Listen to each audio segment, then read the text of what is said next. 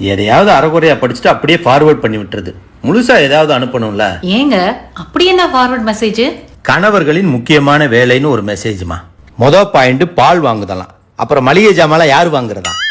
Super மார்க்கெட்டுக்கு யார் போறதா? அதை எழுதாம விட்டுட்டாங்க. ரெண்டாவது பாயிண்ட் குழந்தைகளை ஸ்கூலுக்கு அனுப்பணுமா. அப்புறம் யாரா கூட்டிட்டு வர்றது?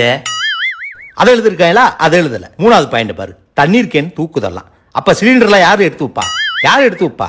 எனக்கு படிக்கும் போது ஆத்திரமா வருது. அடுத்த பாயிண்ட் பாரு, ரேஷன் கடைக்கு போயிட்டு வரணுமா. மாமியார் வீட்டுக்கு வாங்கி தரணும்ன்றத எழுதல பாருமா. வெட்டியா சுத்துக்கிட்டு இருக்க மச்சனனுக்கு வேலை வாங்கி தரன்றதும் எழுதல பாருமா. ஊருக்கு போகும்போது லக்கேஜுகளை தூக்கணும், வெளியில போகும்போது குழந்தைகளை தூக்கணும். நாலாவது பாயிண்ட், அப்ப அவங்க ஷாப்பிங் பண்ணும்போது யாரா தூக்குறது?